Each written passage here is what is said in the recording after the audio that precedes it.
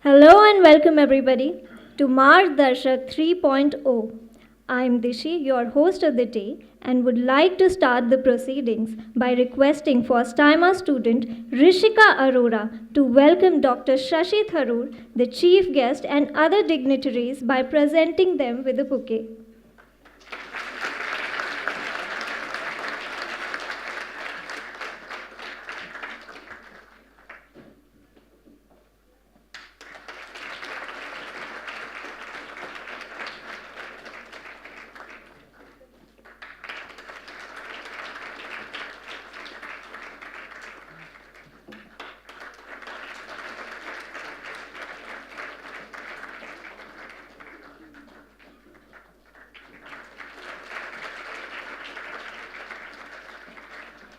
Thank you, Rishika.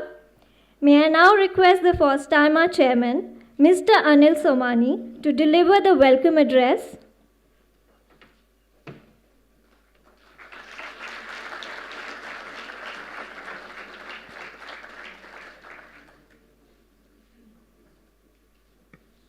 Yeah, this is working now. Dr. Shashi Tharoor, our chief guest today, esteemed jury members, Mr. Kiran Karnik, Mr. Shahid Siddiqui, our distinguished advisory council members, Mr. Rajiv Dubey, and Mr. Dhruv Prakash. I stand here to welcome all of you to the third edition of MARGDARSHAK Awards. There are a plethora of awards in this country, and every morning when you open the newspapers, you will find one award or the other being doled out. But MARGDARSHAK are awards with a difference.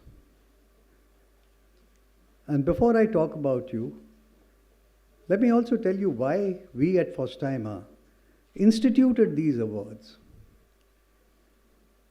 FOSTIIMA, as you all know also, is a B school with a difference. It's been founded by 7 alumni of IIM Ahmedabad. FOSTIIMA being an acronym for Friends of 73 of IIM Ahmedabad. So 7 of us, they founded FOSTIIMA Business School.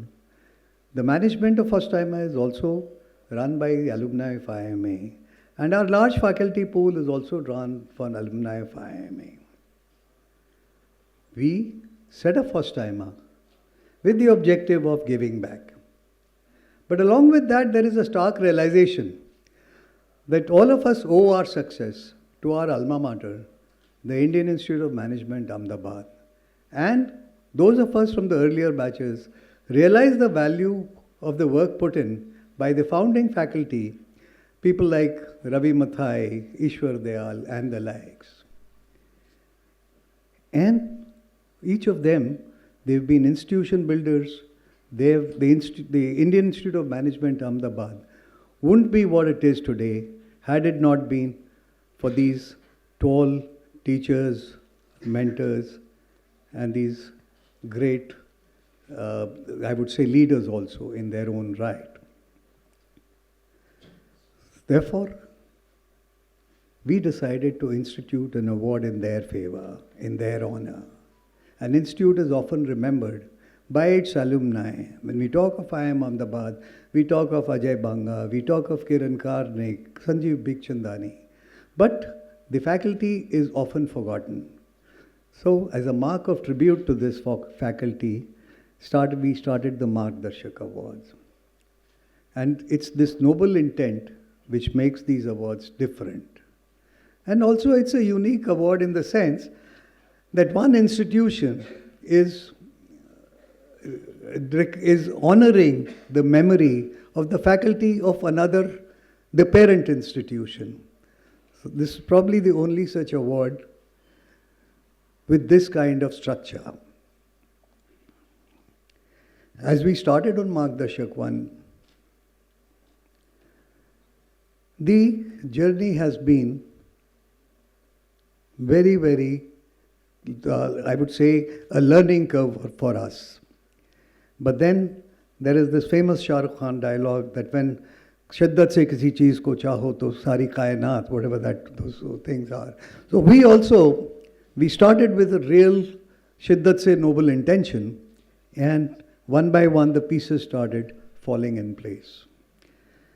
And if I talk about them, the first and foremost, our stellar jury. And they've all been industry stalwarts, thought leaders in every edition of MARGDARSHAK Awards. You can see two of them over here, and the rest have been busy somewhere or the other, but then they've said that they very much wanted to be here. This jury deliberates over every entry, every candidate, and makes it very certain that only the deserving candidates are given an award. And if they don't find anyone deserving, they even give it a pass. And there have been instances where there has been zero selection in a particular category. The next piece has been our advisory council. This is the senior and expert HR professionals who have guided us throughout our journey of MARGDARSHAK Awards and also provided inputs to the jury whenever and wherever required. And third and most important is the robust process developed by none other than one of the big four, Messrs. KPMG. They have ensured from day one and made it very clear that these awards shall not be missed out, they shall be won. And won on the basis of data submitted, data provided. And we have maintained that right till the end. And the fact that there has been this galaxy of winners today and in the past, the talented HR professionals who have agreed to be a part of MARGDARSHAK Awards stands testimony to the fact that MARGDARSHAK Awards are now one of the most coveted awards in the HR domain. And that's one of the reasons why people like Mr. Jyotiraditya Scindia and eminent personalities like Dr. Shashi Tharoor have agreed to be a part of to preside over the ceremony of doling out these awards to the winners. I thank you, sir, and I also thank Jerry for reaching out to you, and at his behest you are here today. I am extremely grateful. The fact you are a very popular leader, one of the most followed profiles on social media, amongst the top 10 in the country. You're not a cricketer, you're not a film actor, but you are a star, much bigger than any of them. Your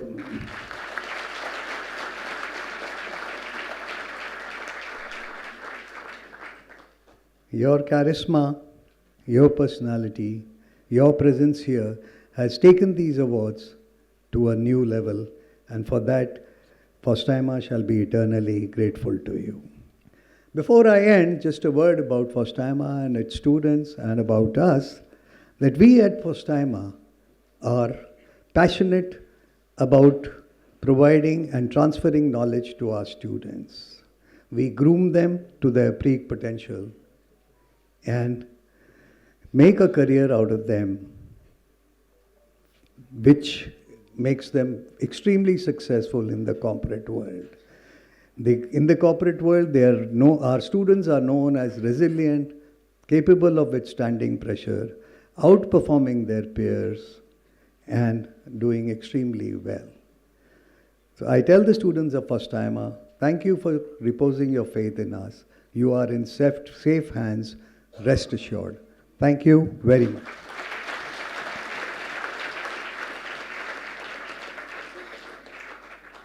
Thank you, Mr. Somani. May I now invite the FOSTIIMA trustee, Mr. Sunil Kala, to introduce Dr. Shashi Tharoor to the audience.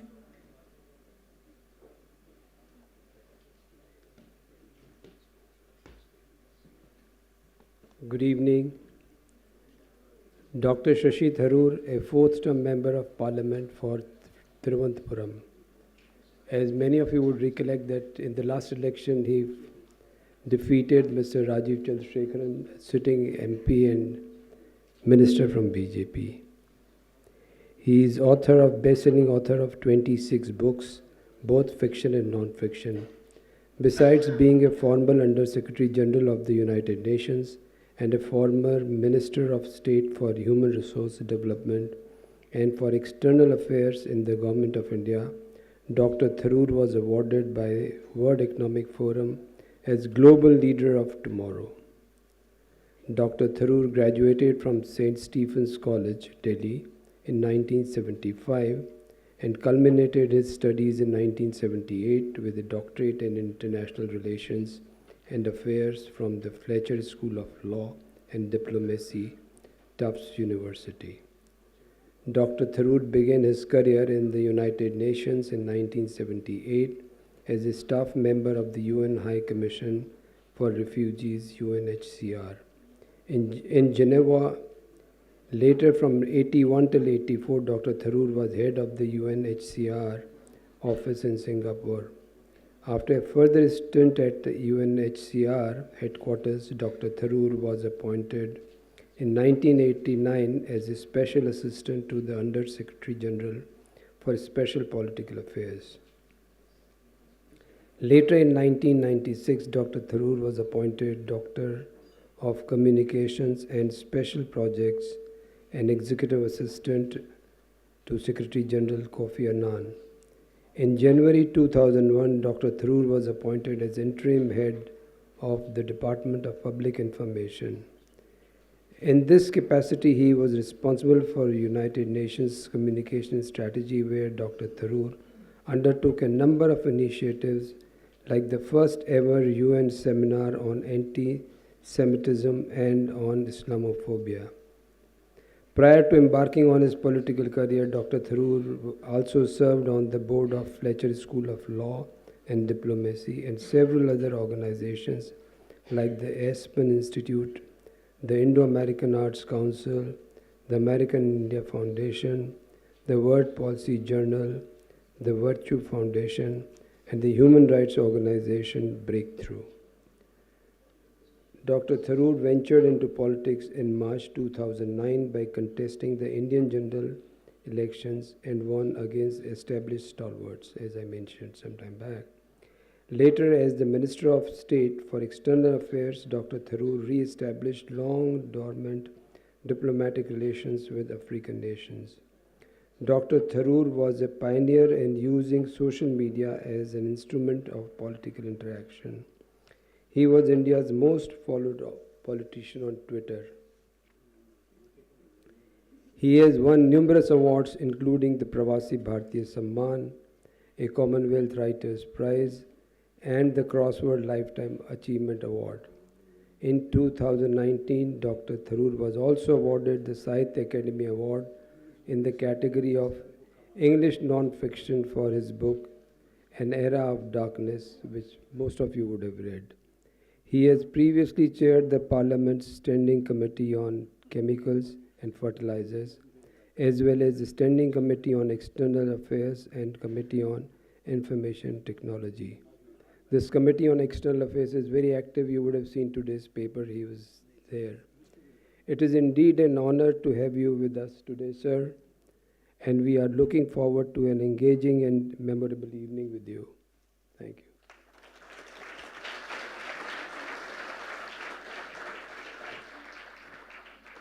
Thank you, Mr. Kala. May I now invite Ms. Siddhi Gupta, Director KPMG, to explain the award process.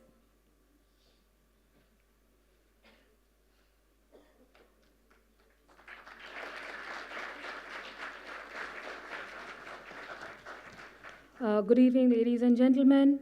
MARGDARSHAK Award 3.0 is organized by FOSTIIMA Business School to commemorate leading HR professionals in India.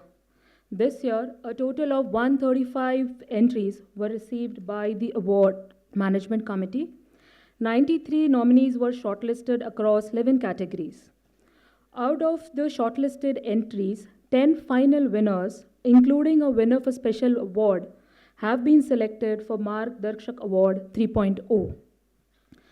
There were two shortlisting rounds to shortlist the participants, wherein, firstly, interim jury reviewed the entry and supporting documents provided by the participants and assigned them a score on a scale of 1 to 10 under different criteria, 10 being the best. KPMG Assurance and Consulting Services LLP independently tabulated the scores to arrive at the top scoring entries across each category of the awards. Post the first interim jury scoring, an advisory panel reviewed the shortlisted entries as well as other nominees to finalize the entries for final jury discussions and winner selection. The final shortlisted entries were reviewed and deliberated on by a panel of independent jury members and were ranked highest to lowest to arrive at the final winners. Today, the winner of MARGDARSHAK Award 3.0 will be announced for 10 categories: Professor V.L. Mote Award for Young Turk of the Year, Professor S.C. Kuchal Award for Employee Engagement, Professor S.K. Bhattacharya Award for Talent Acquisition and Retention, Professor Pauline Garg Award for Disruptor of the Year Award, Professor G.R. Kulkarni Award for Diversity and Inclusion, Professor Samuel Paul Award for Transformational Leadership Award, Professor Dvijendra Tripathi Award for HR Director of the Year, Professor Ravi Mathai Award for Lifetime Achievement Award, Dr. Vikram Sarabhai Award for Hall of Fame, Professor Ishwar Dayal Award for Social Responsibility as a Special Jury Award. Congratulations to all those who win today. Hope you have a pleasant evening. Thank you all.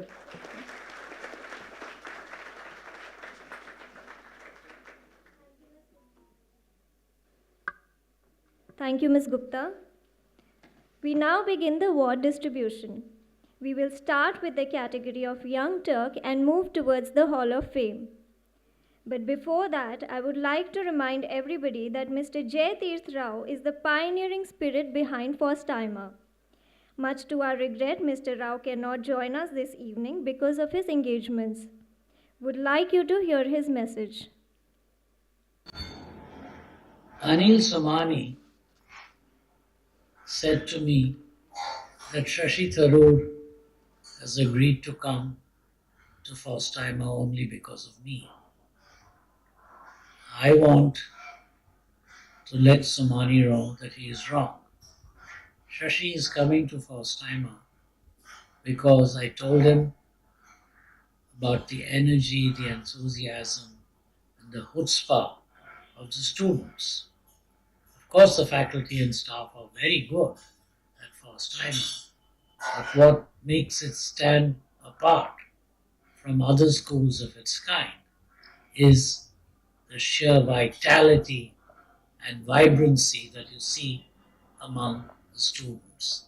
So Shashi is coming to FOSTIIMA because of that, because that is the kind of thing Shashi loves. Shashi is a very familiar figure to everyone.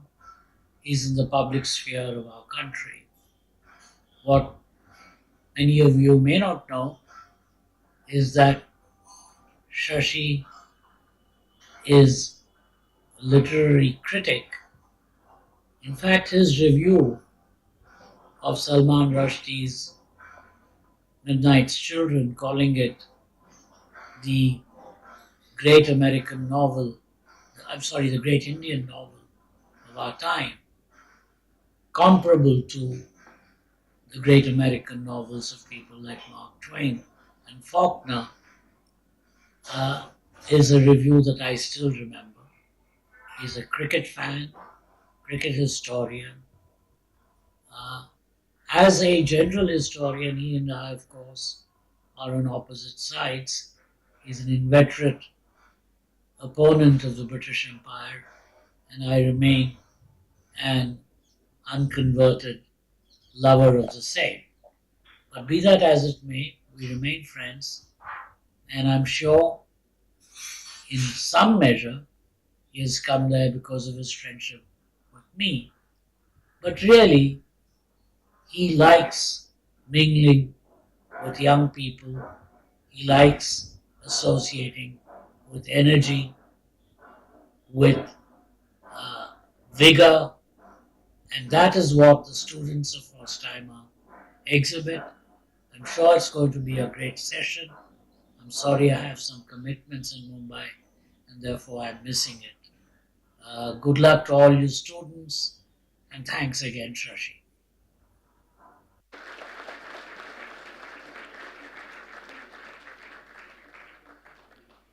May I request Ms. Monica Marwa, HR Director, Blue Pie Consulting Private Limited, to read the first set of citations. The first award is in the category of Young Turk of the Year in memory of Professor Vasant L. Mote, who is always remembered for his passion for motorbikes. Thank you so much. Yes, please. The award winner is Ms. Parul Kataria, VP Talent Acquisition and Excellence Leader, EXL Services. May I request Ms. Marwa to read the citation for the winner? I think it's my pleasure to be part of this. And first of all, I think before we get started, I want to congratulate all 135 people who wanted to be part of this FOSTIIMA award winner. They participated with all the events, so I think a big round of applause for all of them to ensuring that they want to be part of this journey. Now coming back to our award winner, Ms. Parul, the Young Turk of the Year. Ms. Parul has redefined talent acquisition in the domains of operations management and digital talent, majorly into AI, NLP, Python, cloud, solution architects, technical architects, sales, analytics. In her current role, Ms. Kataria has expanded hiring operations globally across diverse geographies like Australia and Singapore. Her dedication to fostering diversity and inclusion is evident through her participation in the Women Leadership Program at Cornell University and leading D&I initiatives in her organization. Her initiatives have not only pushed the boundaries of conventional recruitment, but also set new benchmark for the industry. The sustainability of our programs stems from their adaptive nature, evolving with the industry landscape and remaining relevant.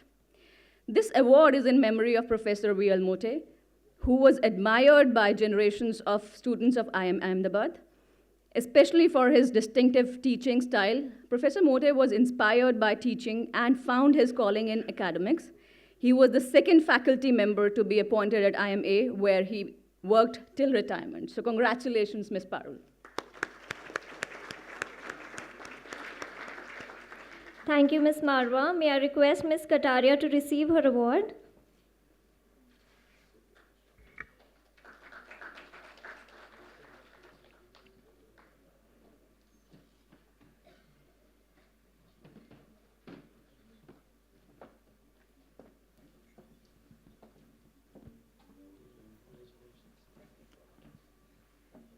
Hearty congratulations, Ms. Kataria.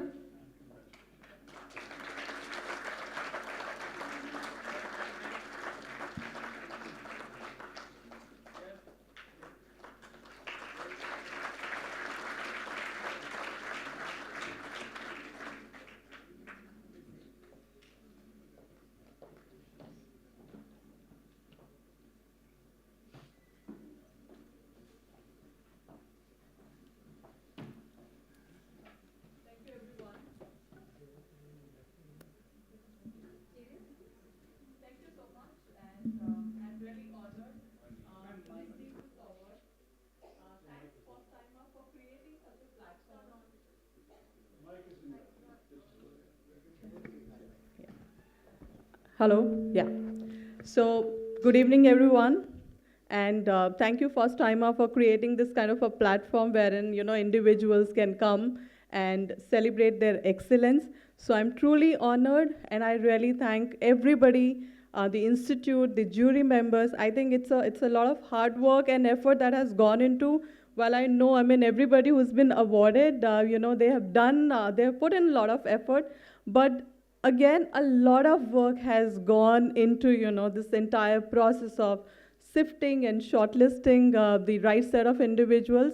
It took a lot of time, is what I am aware of. But I truly feel incredible receiving this award.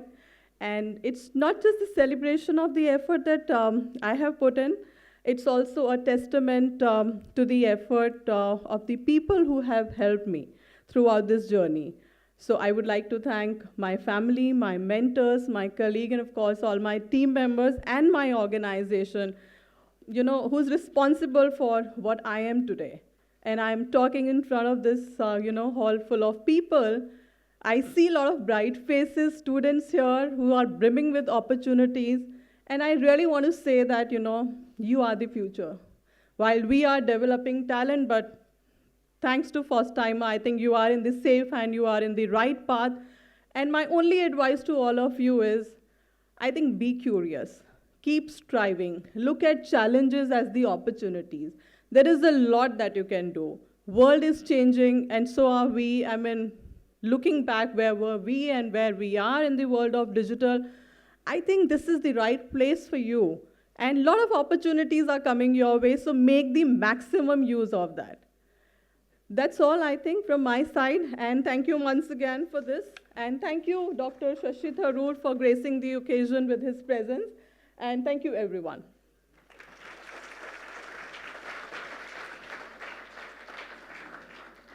Thank you, Ms. Kataria. We would like Ms. Marwa to continue with the next citation for the winner in the category of talent acquisition. This award is instituted in the memory of Professor S.K. Bhattacharya, whom everybody remembers for his towering height and a booming voice. It goes to Ms. Nihalika Dugar, HRBP Marketing, Marico Limited.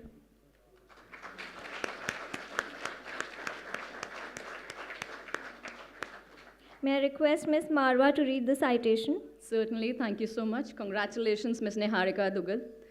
So talent acquisition and retention, Ms. Dugal initiated the leadership hiring process, which entailed proactively reaching out to the potential target group and build relationship with the talent pool to create mind space for positioning the RPG brand. Ms. Dugal pioneered the Laser Search project, which is about discerning critical leadership positions to track potential candidates amongst competitors who could be a great potential hires. Additionally, Ms. Dugal also ensures that their engagement is not confined to external candidates only, but also within the internal stakeholders as well. The discussions with internal stakeholders are focused around bringing to them latest and actionable market intelligence. Her constant endeavor is to create best-in-class hiring manager experience. This award is in the memory of Professor S.K. Bhattacharya, who was widely respected for his meticulous approach and commitment to achieving academic excellence. Professor Bhattacharya held the IFCI Chair of Management at IIMA, where as a consultant, Professor Bhattacharya offered insights into complex organizational issues in large public and private sectors companies in India. So congratulations, Ms. Niharika Dugat. If you're here, we would like to see you. Thank you, Ms. Marwa. Ms. Dugar is unable to be with us this evening on account of some personal reasons. May I request Dr. Aditya Virj to receive the award on her behalf? We extend our hearty congratulations to Ms. Dugar.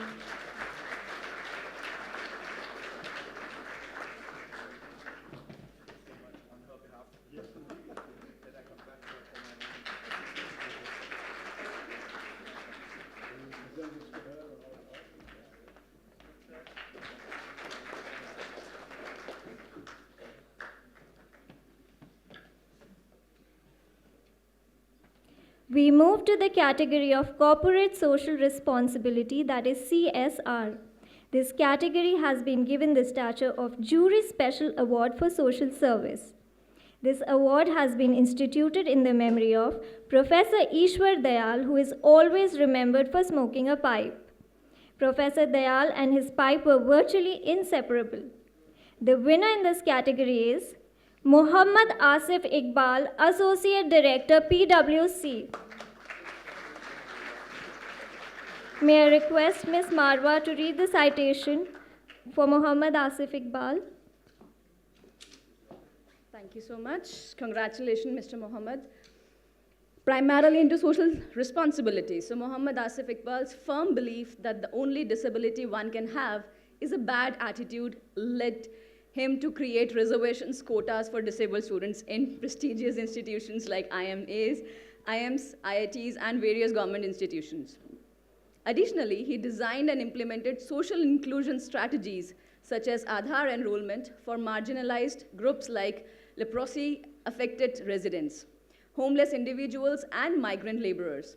His involvement in making Aadhaar enrollment accessible to autistic individuals highlights his commitment to include all. Muhammad Asif Iqbal has been an active advocate for the disabled community in India. He has received numerous awards, including the National Award, the WB State Role Model Award, and the UN Commonwealth Change Award, among others, reflecting his tireless efforts to serve the disabled. This award is in memory of Professor Ishwar Dayal, who, while working in the organizational behavior area, was a consultant to several organizations, including Power Finance Corporation, LIC, IOC, Indo-Burma Petroleum, Air India Airlines, and Mafatlan Industries, Voltas, and Bank of Baroda, among others. Professor Dayal also worked in several positions in Nigeria and was subsequently the director of Indian Institute of Management, Lucknow. So congratulations, Mr. Iqbal. Can we May I have a big round request of applause Mr. for him? Iqbal to receive his award.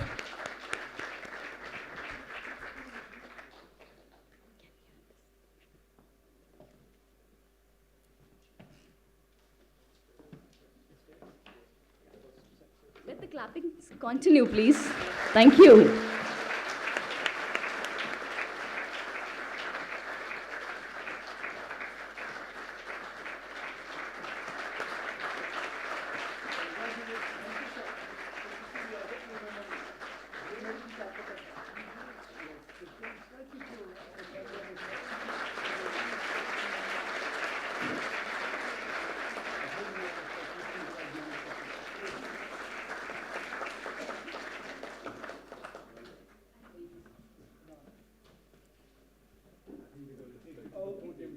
Hearty congratulations, Mr. Asif Iqbal.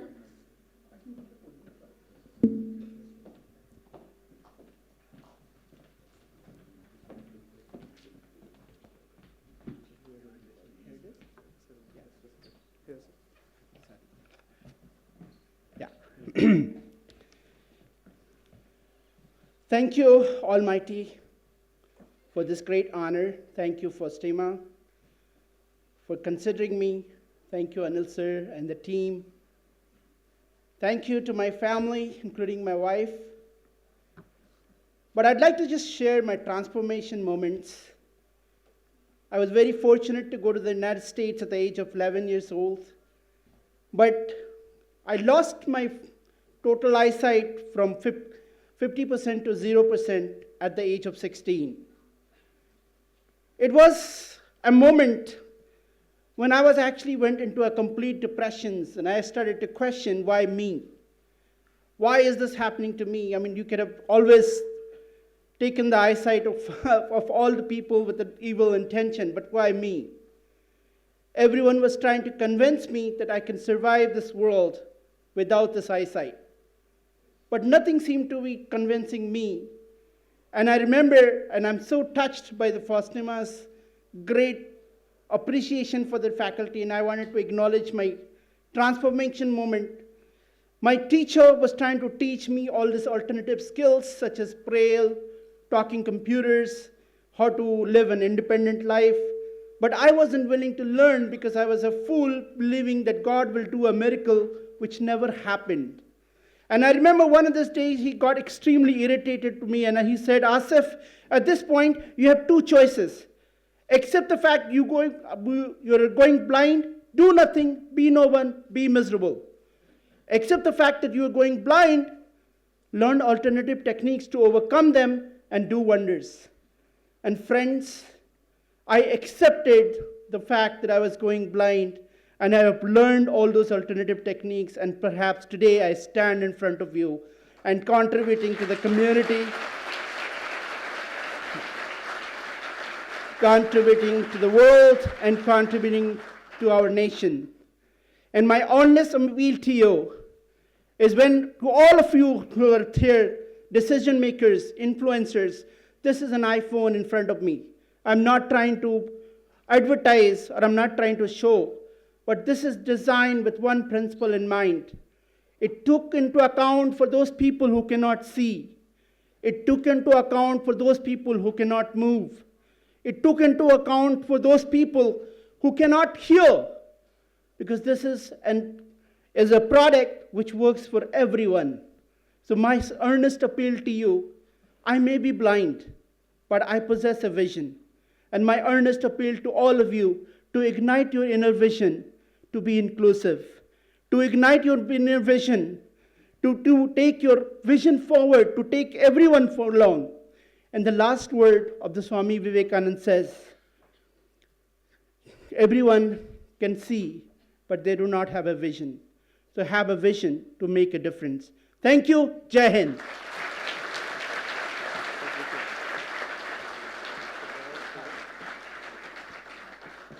Thank you, Mr. Iqbal and Ms. Marwa. We now move forward to the category of ESG Environment, Social and Governance. This award is in the memory of Professor Kamla Chaudhary, who is regarded as the first woman professor of management in India. We are afraid that the jury was not comfortable in deciding on any one of the participants as a winner. As such, we don't have an awardee in this category. This award is being carried forward to the next edition of MARGDARSHAK Awards. I would like to invite Mr. Madhup Agarwal, Senior Vice President, India Mart, to read the next set of citations. We proceed to the next category, which is Disruptor of the Year in the memory of Professor Pulin Garg. And those who have known Professor Garg will heartily agree a very apt matching for the category and the faculty. And the award goes to Ms. Shraddhanjali Rao, CHRO, Google India.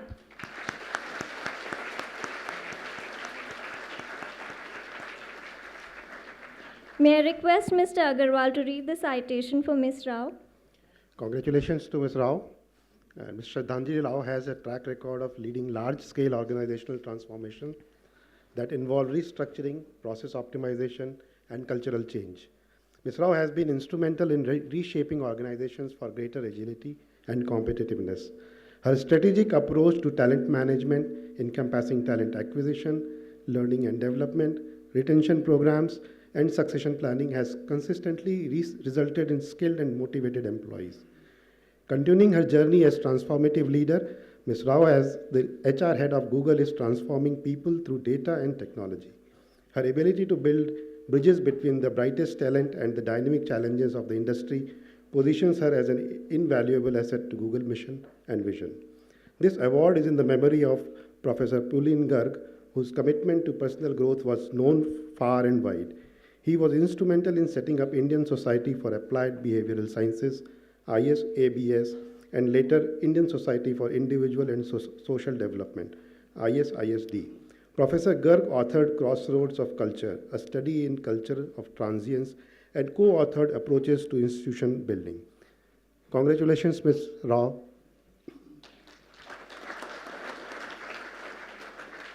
Ms. Dipanjali, her sister, will collect the award on her behalf. May I request Ms. Dipanjali to receive the award? We extend our hearty congratulations to Ms. Rao.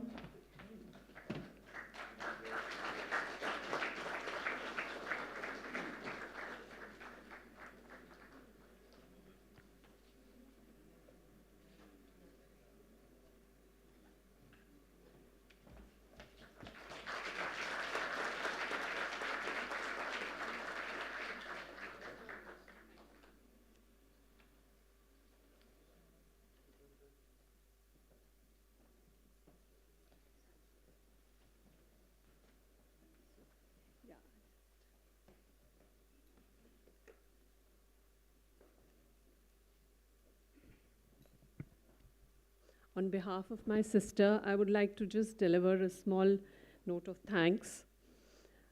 She is not here today, so I came here. It's a message from her. I'm deeply honored and humbled to receive the Disruptor of the Year award. This award signifies more than just personal achievement.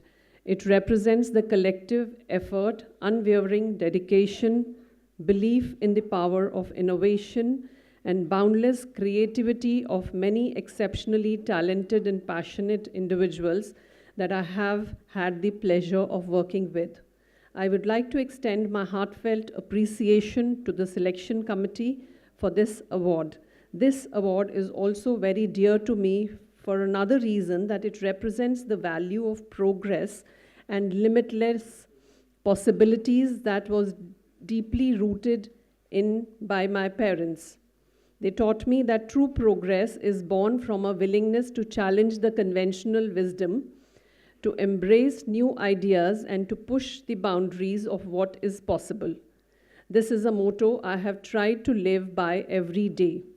As I look to the future, I'm filled with renewed sense of purpose and a deep commitment to empower individuals, build bridges, and create a more equitable and sustainable world for all.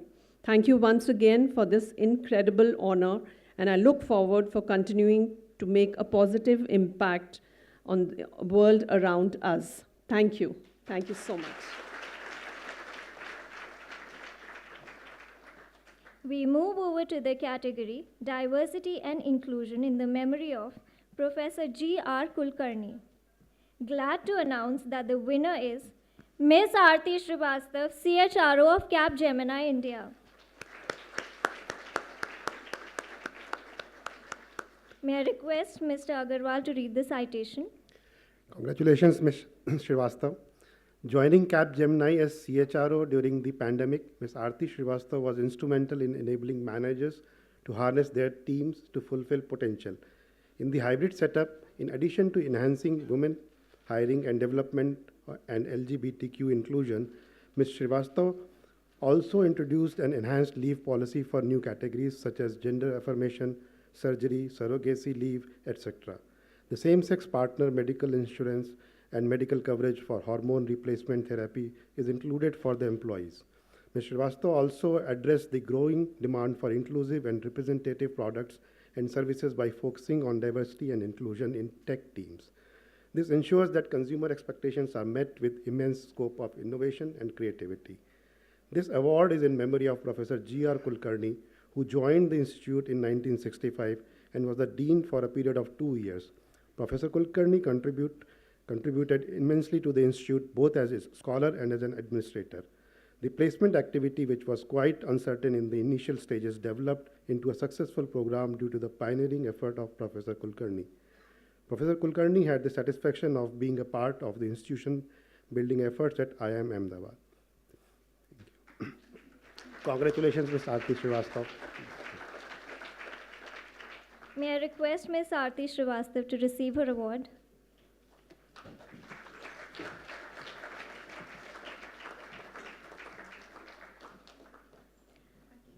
Hearty congratulations, Ms. Srivastav.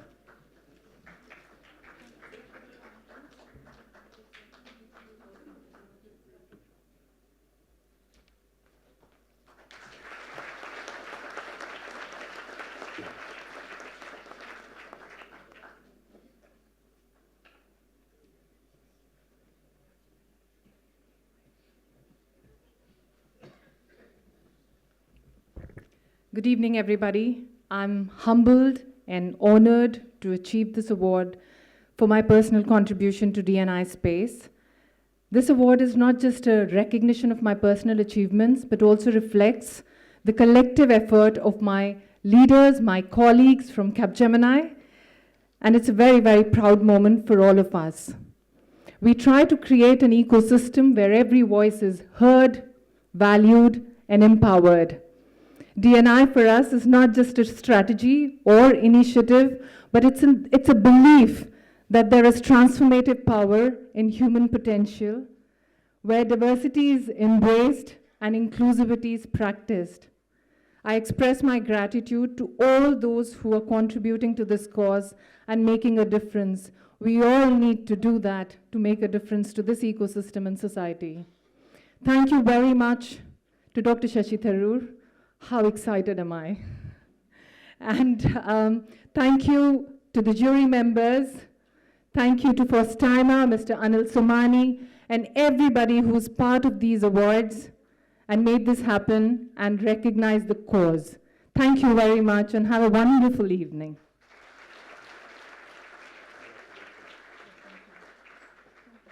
Thank you, Ms. Srivastav.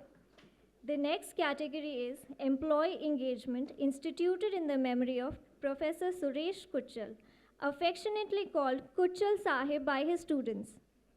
Glad to announce that the winner for this category is Ms. Nidhi Kajaria, CHRO, ICICI Securities.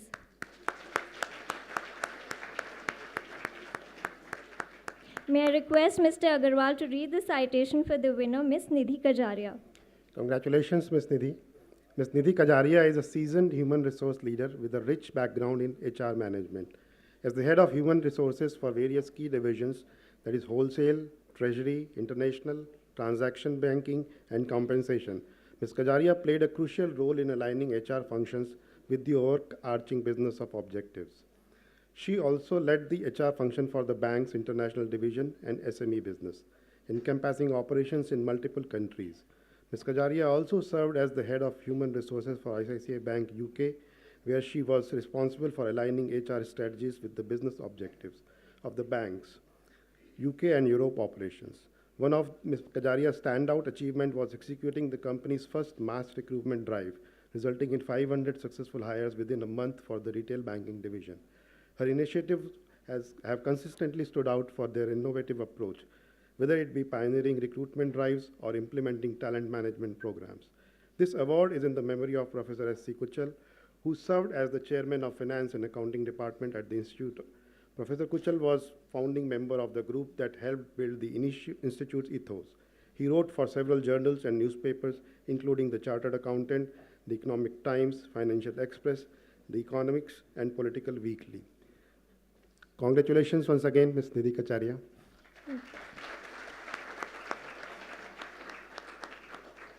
May I request Ms. Kajaria to receive her award?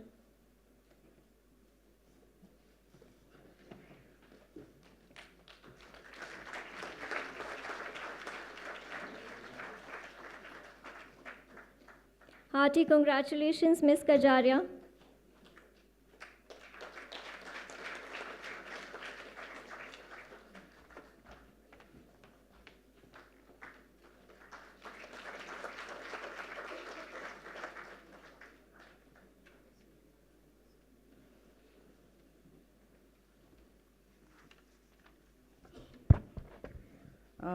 I'm deeply honored and very grateful for this award.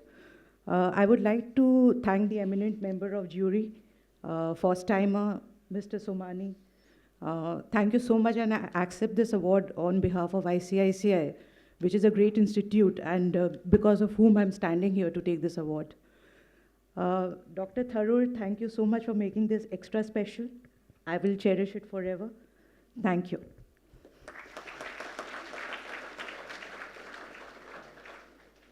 Thank you, Ms. Kajaria and Mr. Agarwal. Please join me in welcoming Mr. Yuvraj Srivastav, Group CHRO, Make My Trip, who will be reading the remaining citations.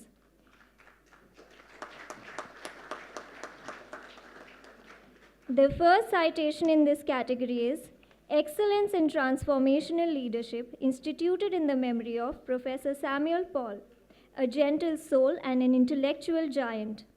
Glad to announce that the winner for this category is Mr. Saurabh Govil, CHRO, Wipro Limited. Congratulations, Saurabh. But before I read the citation, I think great to be in the company of Mr. Tharoor. And you know, the award, this FOSTIIMA award becomes also very special for everyone by many reasons Mr. Somani talked about. But one of the special reasons is that, you know, look at the overall thoughtfulness that we all are HR professionals, and normally anchors will read the citation for the winners, but such a thoughtful way of the organization to really call all of us to read the citation for our fellow professionals and fraternity members. So big round of applause for thinking this and giving us an opportunity to really read the citation for our fraternity members. And I can relate with all the citations which I read, and I personally know all these people, that how truly and well deserved they are. So the first citation for Saurabh. Under the leadership of Mr. Saurabh Govil, Wipro has reimagined its outlook towards talent offerings from governance to enablement orientation. This has entailed a culture shift in talent differentiation, linkage of performance to career growth, higher role movement, and gender diversity in promotion, resulting in lower attrition. There has been a marked shift towards capability building through conversation-rich workshops covering managing performance, goal setting, and overcoming bias in decision making. Under Mr. Govil's guidance, careers for senior leadership have been democratized with the support of AI. Every associate now has the power to chart their career growth by identifying career paths to their aspirational roles, building networks and visibility through iAspire, with the belief that dialogues on performance lead to a culture that amplifies the organization in its approach to performance. This award is in memory of Professor Samuel Paul, a noted economist and the second director of IIM Ahmedabad. Professor Paul was a visiting professor at Harvard Business School, advisor to the World Bank and the UN Commission on Transnational Corporations. He was the founding chairperson of the Public Affairs Center with a mandate to improve the quality of governance in India. He was awarded the Padma Shri in 2004. Congratulations, Saurabh, for winning this prestigious Transformational Leadership Award. Mr. Govil could not be with us today due to some personal circumstances. May I request Dr. Nandi to collect the award on his behalf? Hearty congratulations to Mr. Govil.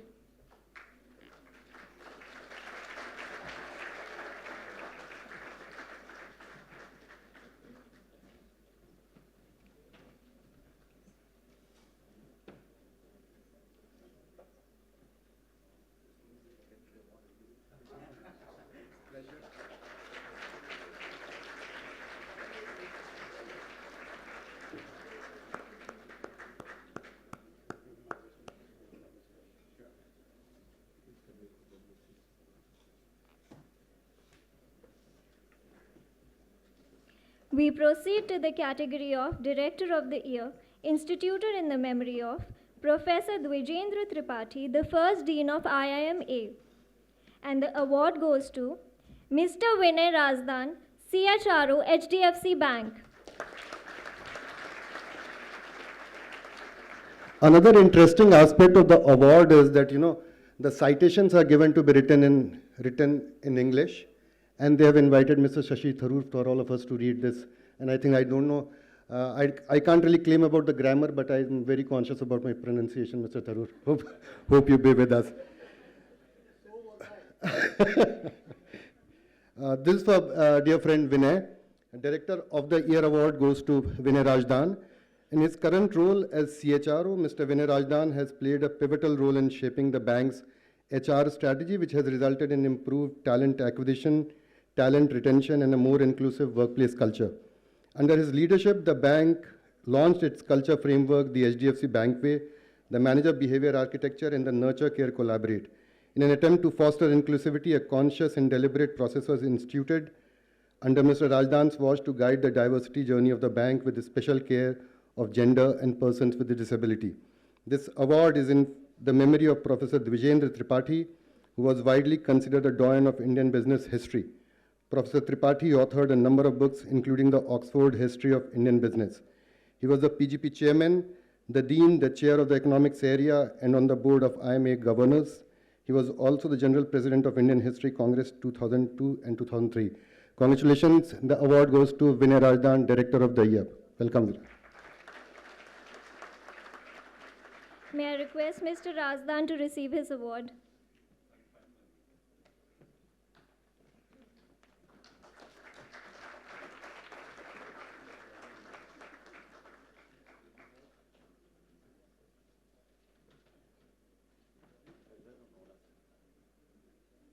Our best congratulations to you, Mr. Razdan.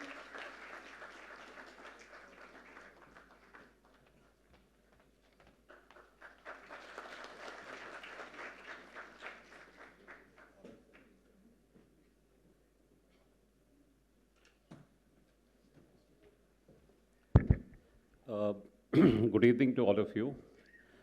Dr. Tharoor, all the dignitaries present on the dais and in the audience, management and faculty of FOSTIIMA, and dear students. award functions are a corporate hazard, actually. But I agree entirely with Mr. Somani that this award function is with a difference, and such a difference that it's going to be a cherished experience for me.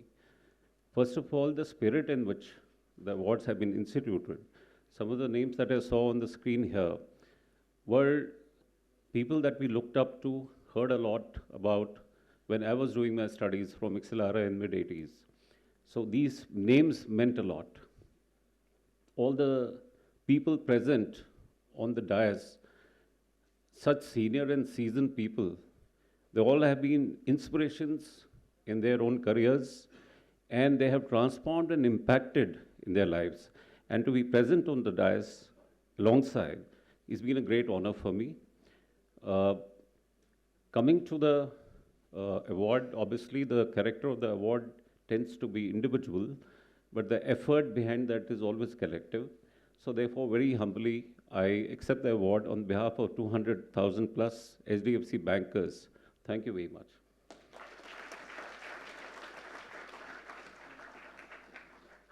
Thank you, Mr. Razdan. The last two categories are Lifetime Achievement and Hall of Fame. The Lifetime Achievement Award, instituted in the memory of Professor Ravi Mathai, the first full-time director of IIMA, goes to Mr. Satish Pradhan, ex-group HR head, Tata Sons. It's a privilege to read citation for Mr. Satish Pradhan for the lifetime achievement. A stalwart in the HR fraternity and a beacon to aspiring HR managers, Mr. Satish Pradhan has worked in several public and private sector companies over the last 40 years. Steel Authority of India Limited, CMC, ICI India, Brook Bond Lipton India Limited, ICI London to name some. In his last assignment as Chief Human Resource Officer, Tata Sons, he headed the Tata Group HR function and built on the legacy of the two institutions of Tata Administrative Services and Tata Management Training Center and created a unique HR function in the group. After retiring as advisor Tata Sons Limited in 2015, Mr. Pradhan is currently an independent consultant. He has been on the Governing Council of the Bombay Natural History Society, on the Governing Council of the Tata Institute of Social Sciences from 2002, a co-founder of the Leadership Center and a speaker at various B schools and universities globally. This award is in memory of Professor Ravi J. Mathai, who apart from being IIMA's first full-time director, also co-founded the Institute of Rural Management, Anand. His documented experiments on educational innovation were applauded by the Indian government. The National Institute of Design, Ahmedabad, has a Ravi J. Mathai Design Research Center in Professor Mathai's honor. Stepping down as the director in 1972, he continued as a faculty member at Ahmedabad. Award for lifetime achievement is given to Mr. Satish Pradhan.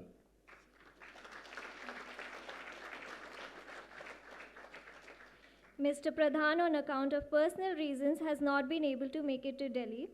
I request his niece, Miss Malika Pradhan, to receive the award for Mr. Satish Pradhan.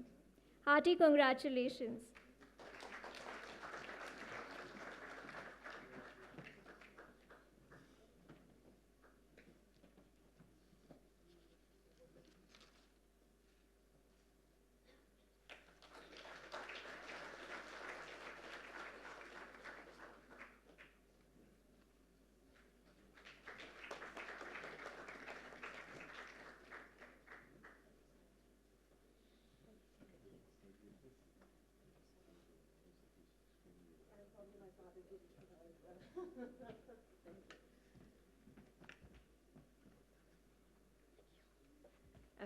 Hi, good evening, ladies and gentlemen, boys and girls. I'll only take a few minutes because my uncle really wanted to say a few words directly to you. So I have some of his here. He wanted to actually say a lot more, but we have shortened it so that we don't keep you from your dinner for too long. So here are his words of gratitude and thanks. It is with profound gratitude that I accept this Lifetime Achievement Award. Though I'm not in person with you, please allow my deep appreciation. Receiving this recognition from FOSTIIMA is a privilege that I will cherish forever. I dedicate this award to the countless individuals who have been part of my journey. The workers of Rourkela steel plant, Jamshedpur, Meethapur, Punki, Gomia, Castle Bromwich, Solihull, Magadi, and beyond. To the teams of Brook Bond Lipton, Tata Tea, Westside, Chroma, the Taj, TCS, and the Tata Group worldwide. Thank you for your dedication and belief. You are the true heroes and heroines of this story. As I accept this incredible honor, I carry with me the values of collaboration, kindness, and service. Though I am not present to celebrate with you, I hope this moment serves as a reminder of what we can achieve together. Let us continue to strive for a brighter and more compassionate world. Thank you, and he's very saddened that he couldn't be here, but thank you so much for the honor.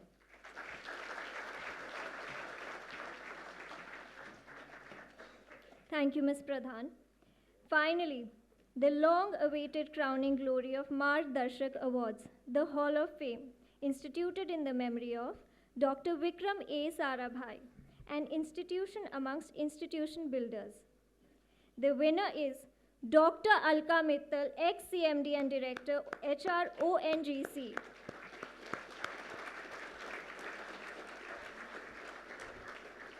It's a privilege to read citation for Dr. Alka Mittal, whom I know personally, and the type of work she has been doing, and also connected with the HR fraternity and the businesses across not only Delhi NCR but across the country. Dr. Alka Mittal's leadership at ONGC was marked by a series of transformative initiatives that not only elevated ONGC's performance but also set a new standard for the industry. As Chief Skill Development at ONGC, Dr. Mittal played a pivotal role in streamlining and enhancing the operations of the Skill Development Center, which ensured that employees across different centers received consistent and high-quality training. Dr. Mittal's implementation of the National Apprenticeship Promotion Scheme also fulfilled ONGC's social responsibility by providing valuable learning opportunities to young individuals. Dr. Mittal played a pioneering role in creating a safe working environment for women workers and engineers that not only fostered a culture of inclusivity, but also enhanced the overall well-being and morale of the workforce. This award is in the memory of Dr. Vikram Ambalal Sarabhai, initiated India's space program and helped develop the nation's nuclear power. Dr. Sarabhai, in addition to setting up IIMA, also created Ahmedabad Textile Industry Research Association, founded Physical Research Laboratory, established ISRO, set up Thumba Equatorial Rocket Launching Station, was awarded the Padma Bhushan 1966 and Padma Vibhushan in 1972 posthumously. Congratulations, Dr. Mittal, for winning Hall of Fame award by MARGDARSHAK Awards.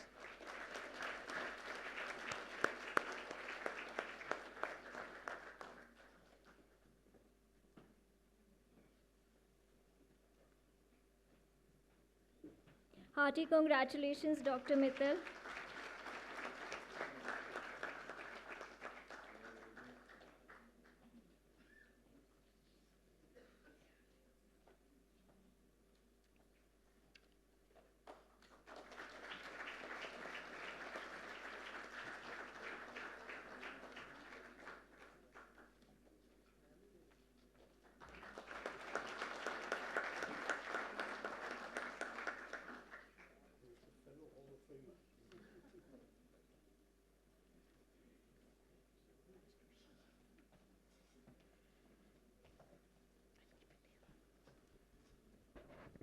Very warm greetings to all. Special thanks to Honorable Member of Parliament and a person of international acclaim, Dr. Shashi Tharoor. I have heard him on numerous occasions and read about him and his books too. Really feel proud to have received the award from you, sir. And all the very, very respected professionals who are here on the dais, the members of the jury, the advisory council members. Before I proceed further, I would like to pay my tributes to the stalwarts who were the founding members of the IIMA and the Institute FOSTIIMA. Thank you, FOSTIIMA. And before I just conclude my talk, I would say, I would like to convey a message to the students at FOSTIIMA. I was asked to do so, so I will not fail in that. So I normally convey to the youngsters, irrespective of, like normally I'm asked to talk to the girls, but I am an inclusive person, so I would talk to all, the girls and the guys. So I'll just say I'll focus on three aspects. One is A, keep your level of aspiration high. Try to look at what best you can do in your lifetime. As a student, this is your opportunity to build on your vision for yourself and the world you are in. So that is the first thing, A. B is, once you have decided on that, be very focused. You will not only have to work on yourself, you'll have to work together with others to make it actually happen. So that is very important, B. C, be confident, have conviction, and learn to collaborate. Earlier you do it, this is not going to be a competitive world in coming times. You'll have to work with others, and that is how you will all take this world towards the next level, to the next level. So best wishes to each and every person who's present here, the eminent members who are right in front, in the front rows, the award winners, and those who have got recognition. My compliments to each. Thank you so very much.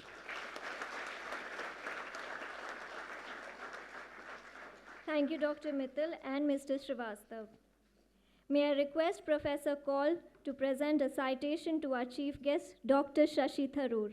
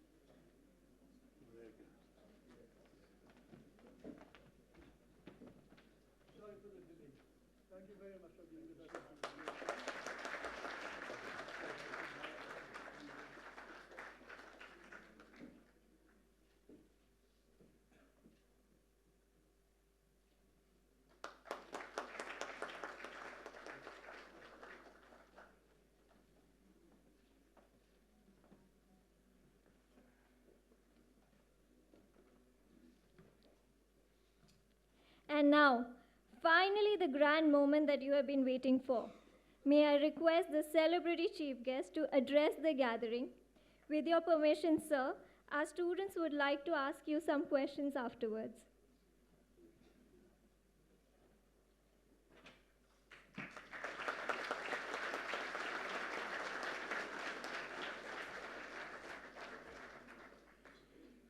Chairman Anil Somani, the very distinguished friends and eminences on the dais, all of you in the audience, and particularly the winners of this year's MARGDARSHAK Awards, ladies and gentlemen, students, friends, I hope that covers everybody.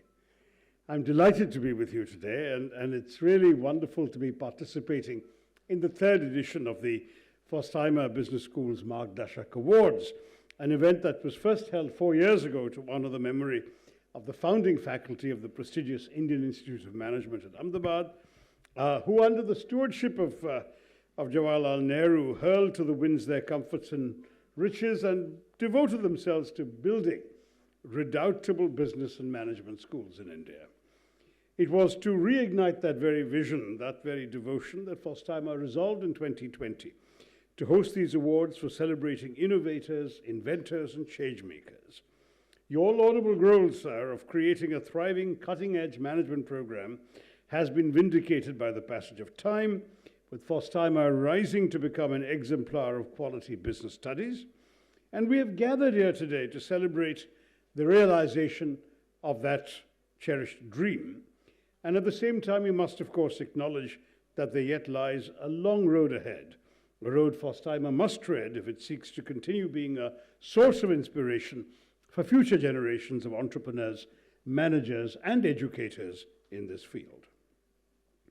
These awards, I was pleased to note, have been instituted in the memory of luminaries such as Dr. Vikram Sarabhai, the visionary leader and pioneer of India's space program, whose colossal contributions extended far beyond science and technology and indeed shaped management, education, and leadership in a newly free India.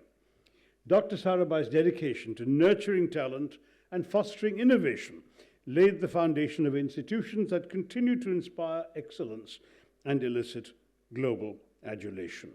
The Hall of Fame Award stands as a tribute to his legacy, celebrating those who embody his spirit of vision, commitment, and transformative leadership, bestriding India Inc. and the global stage alike. And I was pleased to hear from Mr. Somani of one of his professors, Dr. Ravi Mathai, who gave up the directorship of IIM Ahmedabad to become an ordinary faculty member because he felt continuing indefinitely would deny younger people the opportunity to grow, something we don't see very much in my current line of work, I can assure you. These awards are also a call to action, a reminder to us of our collective responsibility to foster talent, ignite innovation, inspire the ambition that will shape the future, and above all, take risks. In this regard, the objectives of the FOSTIIMA Business School play a vital role in shaping young entrepreneurial and managerial minds. At the intersection of management and entrepreneurship lies risk-taking, innovation, and disruption, the cornerstones that bridge these dynamic fields and propel progress in today's rapidly advancing age. Now, for all their outstanding management, both of the business school and, of course, these remarkable awards, the folks at FOSTIIMA have called upon me, someone with no industrial or entrepreneurial qualifications, to speak from a stage which technically ought to be the preserve of trailblazing business leaders and startup builders. While I do hail from a background of the social sciences, but having never partaken of any formal education in business and management theory, but perhaps after heading for 7 long years the largest department of the United Nations Secretariat, with over 800 staffers and 77 offices around the world and a shrinking budget and political pressure to prune overheads, I did in fact do some management learning on the job. But I must say that I have been able as a writer, as well as in my other careers, to chronicle the rise of India as an entrepreneurial giant, an India which dreams what only a vastly ambitious, boundlessly innovative nation, whose industrialization was arrested by more than 2 centuries of colonial rule, whatever Jerry Rao might say, can dream, and an India which strives day in and day out to breathe life into those dreams. That is the India whose saga I've spent years writing about, documenting the bends and turns, ebbs and troughs of the long road that has led us here. The MBA degree, too, has covered a long road, as has formal business education, both in India and abroad.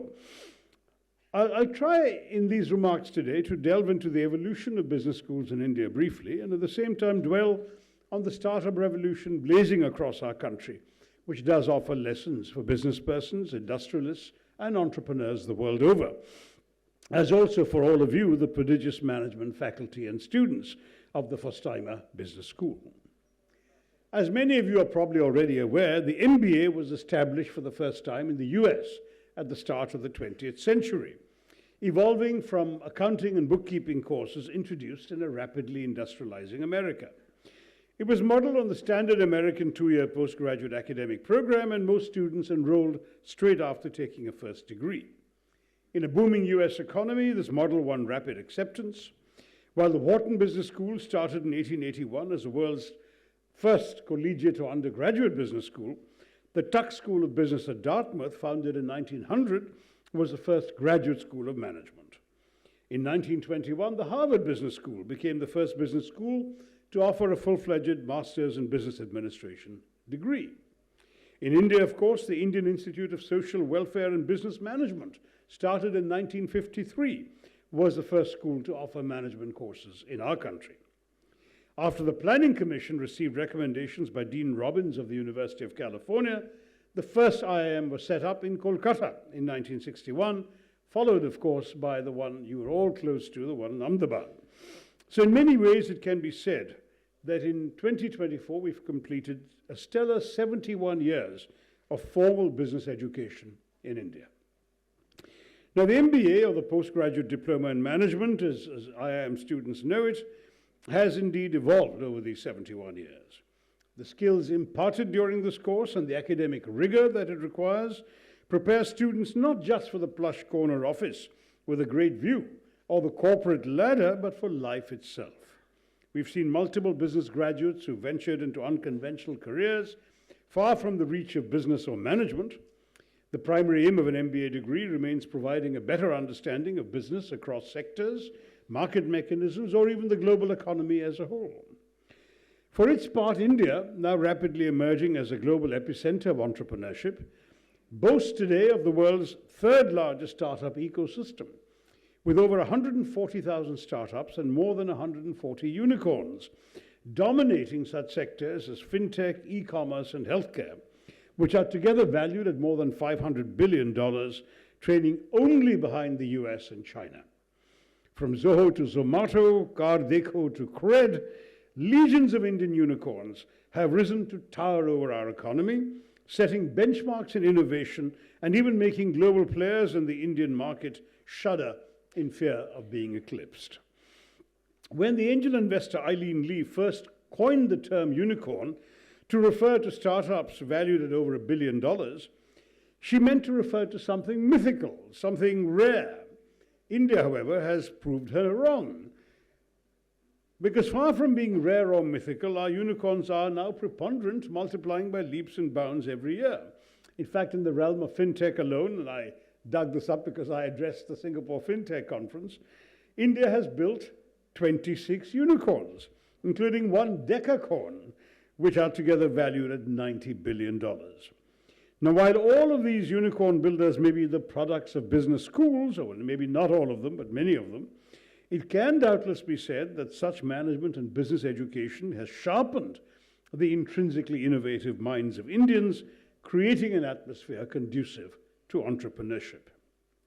Moreover, Indians abroad have already proven themselves in the numerous startups they've helmed in places like Silicon Valley, but also through efforts in Africa and East Asia, which have gone on to change the outlook of the world, even as established multinational corporations have come to rely increasingly on the leadership of our homegrown talent to take their products to the world.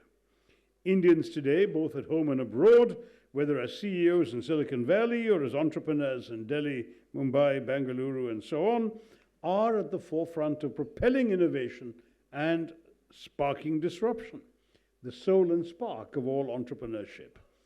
Vindicating the American inventor and futurist Ray Kurzweil's dictum that the world in the 21st century will not experience 100 years of progress, but because of the dizzying rate of technological advancement, these 100 years of the 21st century will witness 20,000 years of progress. But more than the minutiae of finance, marketing, or HR, an MBA education is about gaining expertise and exposure to the ethos of leadership, which, as has already been mentioned by one of our award winners today, is one of the objectives of a praiseworthy institution like FOSTIIMA. Today, the choices MBA graduates have for jobs are countless. In fact, far from just seeking jobs, MBA graduates today are striving to create jobs by becoming entrepreneurs.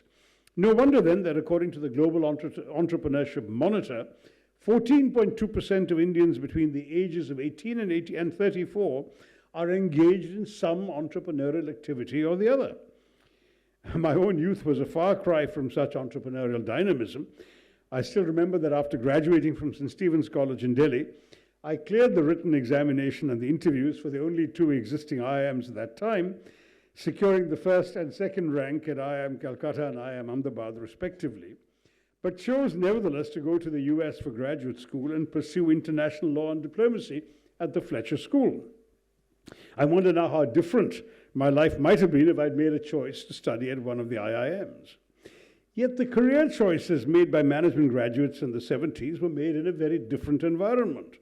Our economy was a closed, socialist, protectionist one. International exposure was limited. And I didn't fancy selling detergent for some Hindustanized multinational. So I went off to actually see what the world was about, and unfortunately took a long time to come back. But today, of course, the world is smaller, opportunities are greater, and today's graduates have a wide variety of choices unknown to previous generations.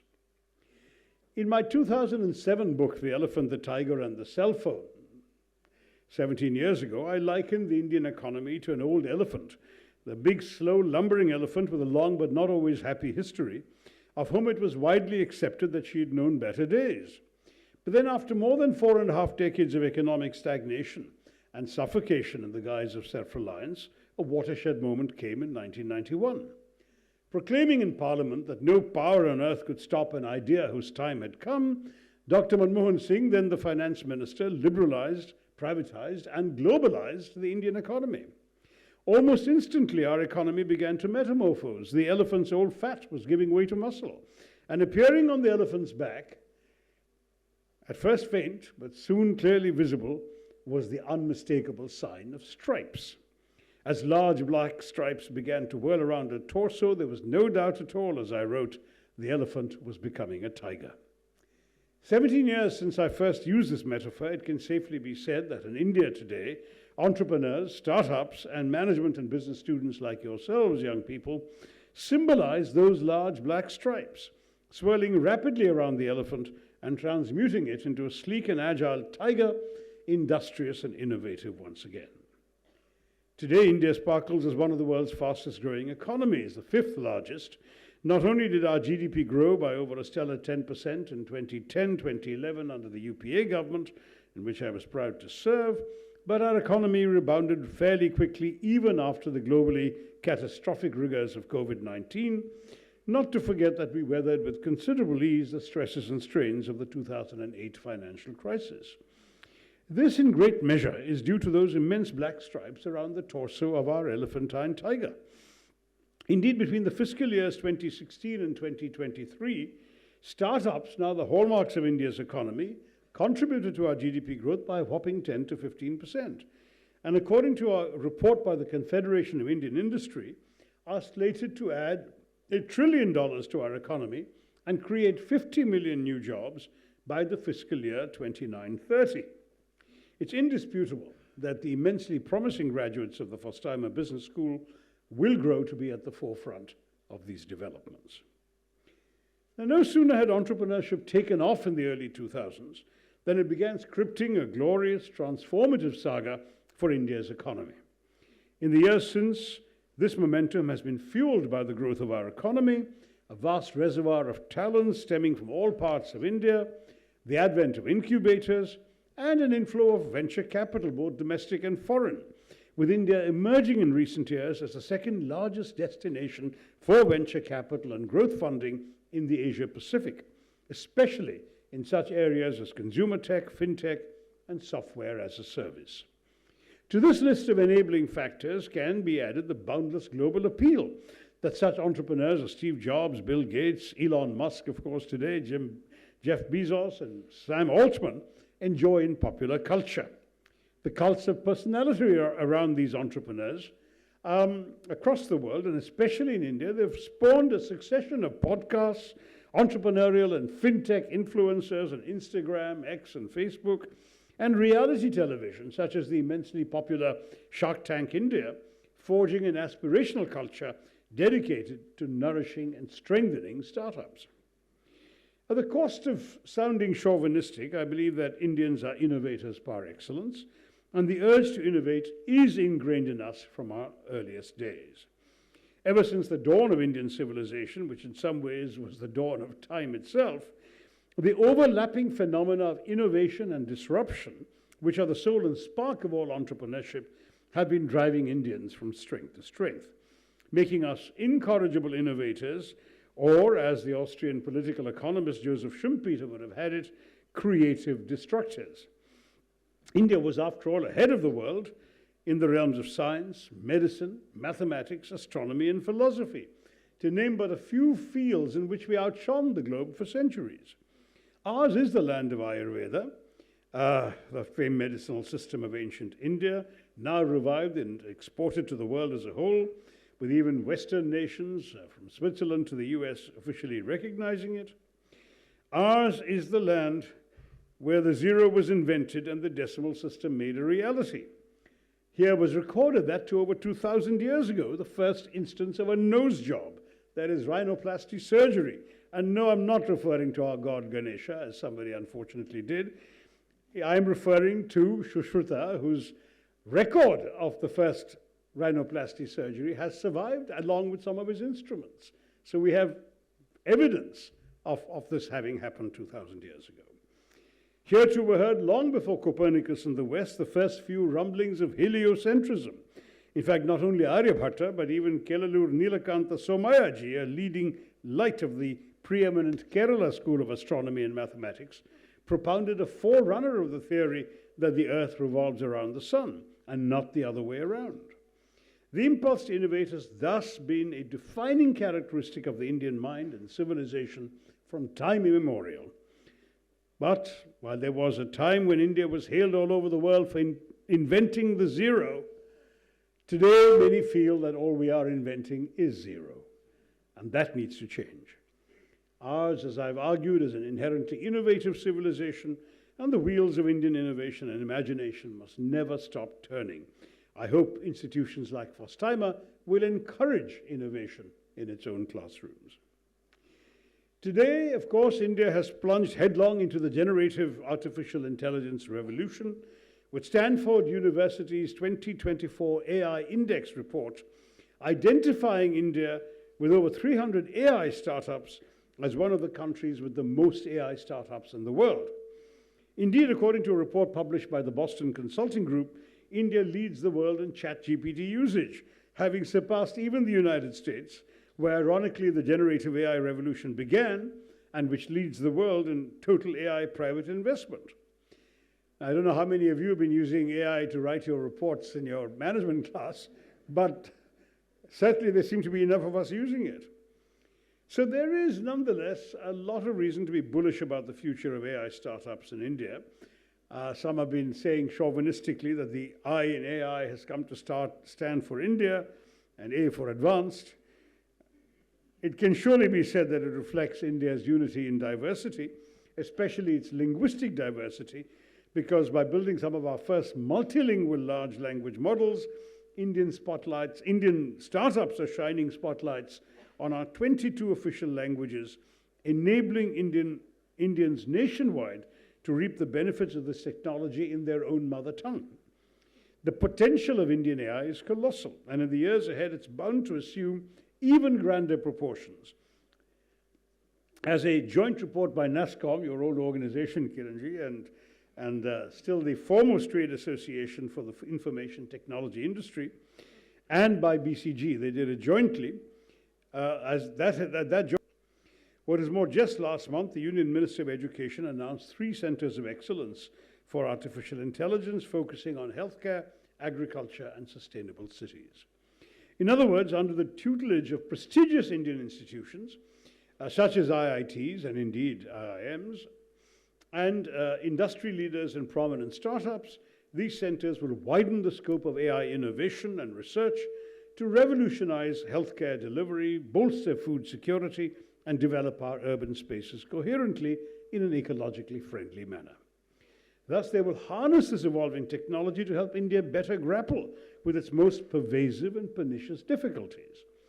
Today, we also seem to be leaving no stone unturned in leveraging quantum technology, with a national quantum mission firmly in place to incubate startups in this field, which will empower them to leapfrog into global prominence, and seed, nurture, and scale up research and development for creating a groundbreaking ecosystem that will enable us to be in the vanguard of the quantum technology revolution. As of now, India boasts of around 40 to 50 startups in this field alone.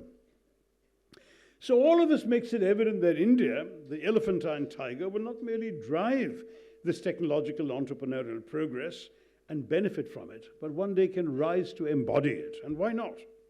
After all, industrious as we are, brimming with an intrinsic creativity and spirit of enterprise, are we not especially suited to harness this rapid technological advancement for both ourselves and the world as a whole? So legendary is our impulse to innovate, or at any rate to find inventive solutions to everyday problems, that as I was invited by the University of Toronto back in 2011 to inaugurate an India Innovation Center at that university. Of course, they were interested in hearing more about Jugaad than anything else. And of course, many of us today will hear that that's just a band-aid solution, doesn't quite cut it. But the truth is, it's not just a dubious quick fix that testifies to the tendency to make do, kaam chalao, No, I think it's more than that. I think Jugaad is about coming up with innovative and ingenious solutions to indigenous problems within our indigenous constraints, finding unconventional and creative answers to the conventional challenges we face, and above all, deploying new, non-traditional devices to resolve traditional age-old problems. So it is that a nifty Indian villager has constructed a makeshift vehicle to transport livestock and goods by rigging a wooden cart with an irrigation hand pump, which he has repurposed as an engine. Commonplace machines and household objects are refashioned in ways their manufacturers would never have imagined. In Punjab, for instance, cheap, locally manufactured washing machines doubled as churners of lassi. I'm sure many of you are aware of this, even though summer and the lassi season is behind us. But since many shops were too tiny to accommodate washing machines, some innovators repurposed the motor and shaft from a table fan, modified them, and attached blades to create portable blenders. So this proves that in India, everything is reusable and reimaginable. You just need an Indian to do it by your side. Instead of complicating or needlessly embellishing our products, we strip them down to their bare bones, and reinventing the wheel to lethal effect, we make them affordable, durable, and useful. All of this is to say that while Indians are now masterfully thinking outside the box and coming up with innovative solutions in entrepreneurship, this spirit of Jugaad means we've been finding in our everyday lives creative ways to work within our limited resources. It was in recognition of our impressively innovative startups that the Global Innovation Index 2024 ranked us 39th amongst 133 countries worldwide. So this irrepressible spirit of Jugaad is most recently incarnated in the realm of quick commerce, donning the mantle of astronomically successful ride-hailing and on-demand delivery services, such as Rapido and Blinkit. Riding on the crest of India's digitization and peer-to-peer payments wave, these startups have transformed the simple idea of rapid neighborhood deliveries into a powerhouse of scaled, efficient retail, all while generating a tremendous amount of gig employment, even though not happy about the working conditions of India's gig workers. At present, over 7 million individuals, and their conditions are far from satisfactory. We do need to do something about that. But one thing is unmistakable. Long gone are the days when Indians had to rely on obliging friends and relatives returning from abroad to bring them all sorts of goodies that were simply not available here. Today, owing to our startups, which are firmly anchored in characteristic Indian ingenuity, India is a country where in less than 15 minutes and only with a few clicks on a smartphone, you can have the latest iPhone, PlayStation 5, and bread, butter, and jam all home delivered from the same app, and for the most part, 24/7. So this is a relatively new trend, this taking the spirit of Jugaad into our entrepreneurial ventures. But I think we can adopt it even in our business management schools, and in this regard, maybe FOSTIIMA can show us the way.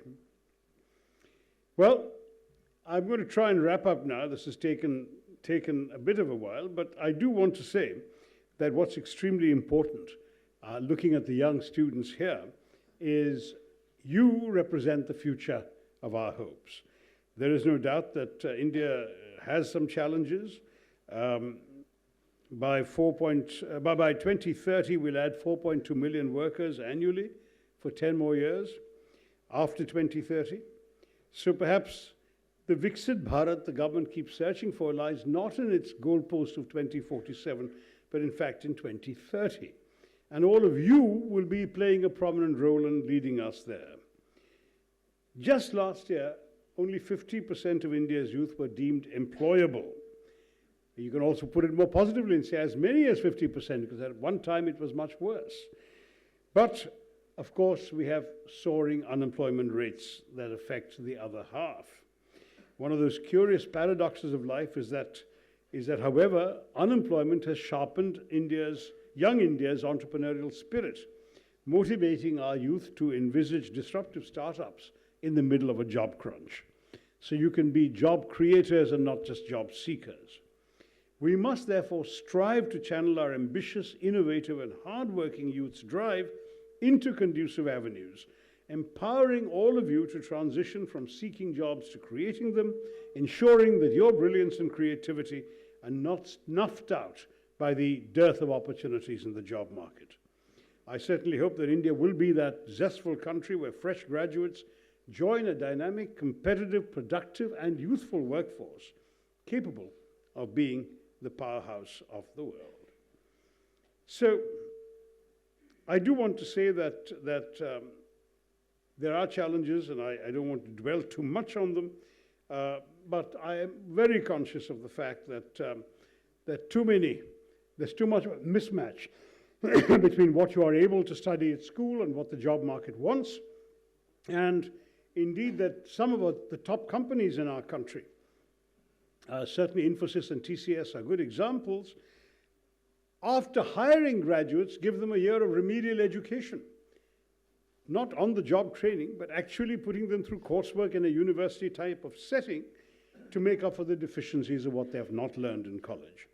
I'm sure that will be different for those of you coming out of FOSTIIMA, but the truth is it's extremely important to realize that we have a great deal to do to improve the training and preparation of our youth. There are now entrepreneurship and skill development programs being conducted by the government, not enough and not with enough placement. You all have an enviable placement record coming out of FOSTIIMA, less true of some of the efforts made by the government. At the same time, the quest for a young, aspirational and entrepreneurial India is a crucial aspect of the nation's journey towards a progressive future. From Prabha Chandragiri's Sople to Ritesh Agarwal's Oyo, Nikhil Kamath's Zerodha, to Adit Palicha and Kaivalya Vora's Zepto, the majority of prominent Indian startups were launched by young and dynamic Indians. In order to augment this fervor, we need to transform India through young people like yourselves. If we are truly to become a leading light, I recognize in the policy sphere that we must confront a score of challenges that continue dogging us. And I think this is where legacy business leaders, MARGDARSHAKs, elected representatives, all of us must band together to deliver our startup founders from these woes. We do have a shortage of capital and financing. The onerous challenge of securing adequate funding still haunts many a startup. We do require sweeping reforms that guarantee the availability of adequate domestic and foreign funding for entrepreneurs. We must further relax regulations and provide more incentives. And we must also disband the oppressive red tapeism that casts spanners sometimes into our enterprises. Now, these policy and regulatory challenges are old hat. We all know about them, but there's a great deal that we should be able to do to make that cliche of the ease of doing business an absolute reality. Instead of expending their vitality on exacting compliances, inchoate startups should primarily focus on their own growth instead. And I think if we were to streamline regulatory processes, simplify compliance procedures, and reduce bureaucratic hurdles, we'll encourage a lot more young Indians to start and sustain businesses, and others to create businesses that can hire the rest of young India. So I will try and wrap up at that point, because we're all like Egyptian mummies. We are strapped for time. I think that this revolution that's blazing across India has gone beyond the Bengaluru, Mumbai, Delhi, Gurgaon triangle that we all talk about to Tier 2 and Tier 3 cities, including my own constituency of Thiruvananthapuram, where we hold a magnificent annual gathering called the Huddle Global, which is India's and Asia's largest beach startup festival, in commemoration of the spirit of innovation and disruption. which is graced by entrepreneurs, industry leaders, policymakers, elected representatives, and investors from across India and the world. So even if you come from a smaller town than Delhi, there is hope, opportunity, and exposure available to you. So it's undeniable that the elephantine tiger has come a long way. Its lumbering gait has evolved into a purposeful stride. Gradually emerging from the sanctuary of economic suffocation, this singular hybrid has leapt into the global commercial wilderness and may be ready to dominate it. In fact, when I wrote the book, the cell phone was my metaphor for this instrument of change. Today, it's undoubtedly the internet, AI, UPI, high-tech, including fintech, the whole tech stack that the government is rightly proud of. At such a crucial juncture of India's economic destiny, institutions such as yours, FOSTIIMA, have an indispensable duty to discharge. Through your terrific faculty, academic excellence, and extracurricular brilliance, you must create graduates capable of evolving innovative and imaginative ways to overcome the challenges facing us today. If you are to become the unicorn builders and business leaders of tomorrow, you must help us today by undertaking research and development and outlining policy measures through which we can improve infrastructure, boost digital connectivity, and promote lasting financial inclusion by reversing the terrible income inequality plaguing us. Only with your help can we herald the arrival of a glorious tomorrow. A tomorrow where you, as the business leaders of India, your feet planted firmly on the ground, even as your vision soar ever higher, will harness the latest technologies to transform our nation into the global citadel, which historically we've always been, of innovation, imagination, and disruption, all of which are impossible without some good old risk-taking. The future, to the young students here, is India's for the giving. And perhaps it'll soon be available for pre-order on an app, of course, created by an Indian, one of you graduates of the FOSTIIMA Business School.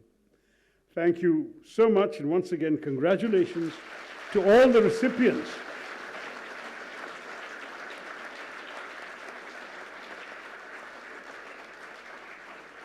Congratulations once again to all the recipients of the MARGDARSHAK Awards. Thank you very much for having invited me. Jai Hind.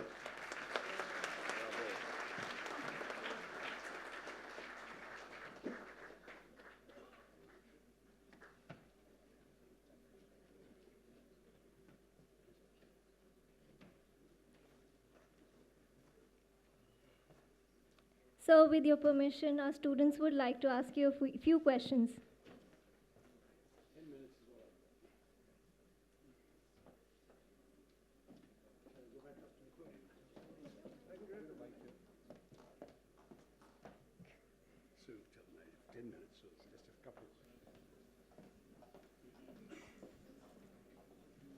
Who's going to go? I'm sorry, I've got to shield myself against the eyes. Yes, go ahead. Good evening, sir. Good evening. Myself, Mayank Bharadwaj. Sir, I would like you to comment on a picture that is being seen widely on X. So I would like you to comment on a picture which is being seen widely on X. Sir, I'm not hearing that very well. Oh, this encounter, yes, is that sir. what you're talking about? You want me to comment on that? Yes, sir. Well, it was quite an experience. You know, I've been sitting there reading the newspaper in that very garden for the last 15 years, but I've never seen a monkey in it. We see peacocks quite often, but no monkeys. And here this one not just came into the garden, but very purposefully headed straight for me. My mother, my visiting sister were all sitting there, bypassed them completely and went straight for me, and decided to park himself on my lap. And this is exactly what happened, as the picture suggests. We decided that, you know, in case, because I did know that a monkey bite or a monkey scratch would mean 14 days of rabies shots. So I signaled for some food to be brought. A couple of bananas were offered. The first one was devoured hungrily, the second one less hungrily. And then he seemed content and put his head on my chest and decided to go to sleep. There you are. So that became a little worrying because I did have to get ready to go to Parliament. So I gently got up, and the monkey, without any trouble, leapt off me and loped off. And according to my staff, they think that they saw the monkey leaping onto the roof and going onto another house. We don't know. But that was it. But it was an amazing experience, first of all, that it happened at all, and hasn't happened since. This was about 10 days ago. Yes, There's been no visit by any monkey thereafter. And at the same time, I must say for me, it did teach me that I've learned something in all these years, not to be too easily flapped. Because I think if I had overreacted or shown some sign of panic or anxiety, there might have been perhaps an unfortunate sort of scratch or whatever. This way I was calm, the monkey was calm, we had a great time together. Thank you so much, sir. Thanks. Good evening, sir. No, Kiran Karnik mischievously said the monkey probably went to Parliament.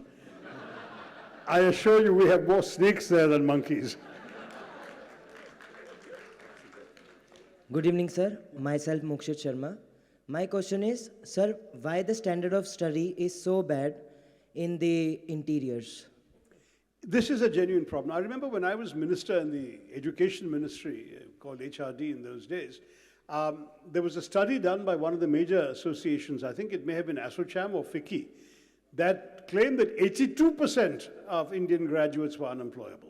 At least now it's down to 50. I feel that's much better. I was very worried about this. I tried to talk to some business leaders in various parts of our country. The general perception was that we have really a few islands of excellence floating on a sea of mediocrity. It's not so much the cities versus the rural areas or interiors or whatever. It's merely the quality institutions.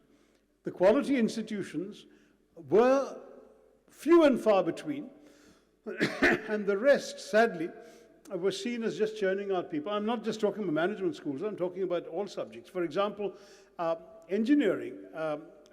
The organization I headed in the Congress Party, the All India Professionals Congress, in Kerala did a study of all Kerala engineering graduates. They conducted a survey, a good response rate. They discovered that 66% of Kerala's engineering graduates are today in jobs, those who had jobs, are today in jobs that did not require an engineering degree. So essentially their education was wasted. Why was that so? Either it wasn't good enough, or what they learned was completely irrelevant to what the market wanted and what employers were looking for. So they had to end up doing other jobs. Now, this kind of mismatch is something we had to fix. I tried, but I had too short a time in the ministry. I think we really now have to take an active role, and the government can be a thought leader in this, in working with academic institutions to align them better with the needs of the workplace. For example, we asked Mr. Narayana Murthy to do a study on academia-industry interface. And he wrote a very good report, which sadly was gathering dust after we left government. But what he was arguing is actually something that's very conventional in the West, which is that there's always connections between industry and academia.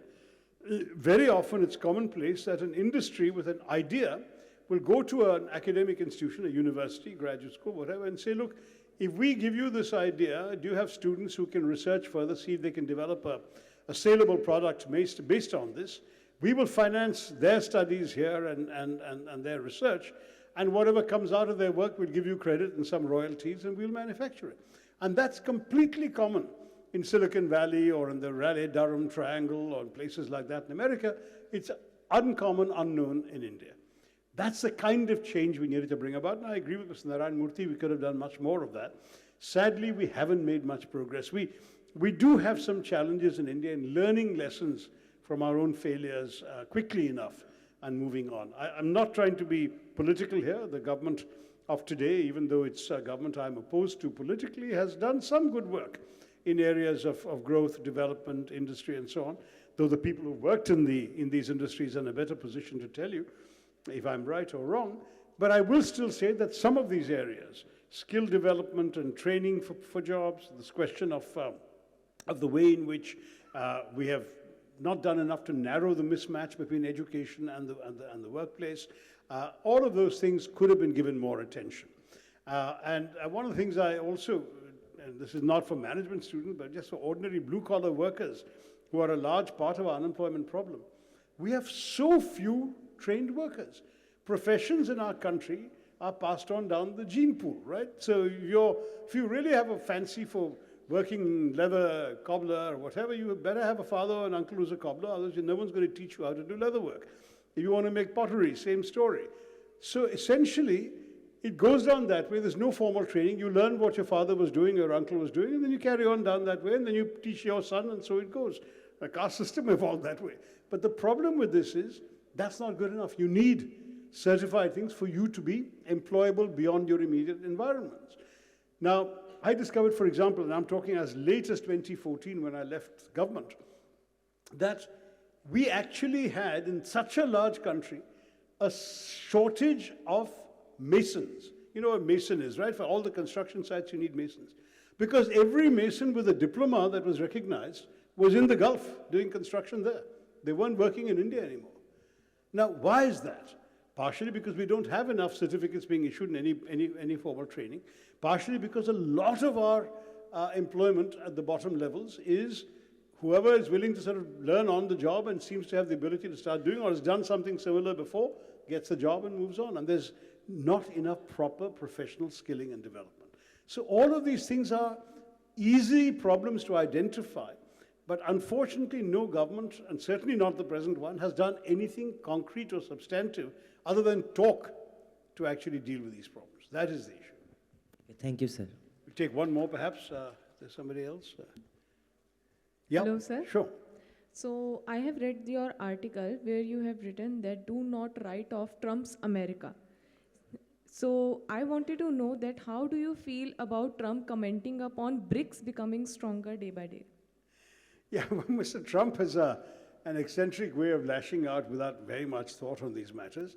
Look, there are some in America, and he must have been talking to some advisors who felt this way, who fear that BRICS would become an alternative geopolitical global center to the US and the West.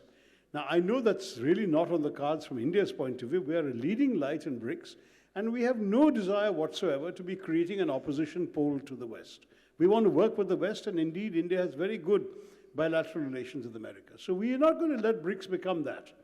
It is true that at a certain time, China tried to position itself as the alternative pole. And you know that, for example, when it came to development financing, they resisted the American and Western stranglehold on the World Bank and the IMF and said, why don't we create the new development bank through BRICS and the Asian Infrastructure Development Bank under China, and we will give the money for it, and we will make sure the developing countries can come to us if they can't go to the World Bank and IMF. To my mind, both can coexist, and they do, and they have done ever since BRICS was established.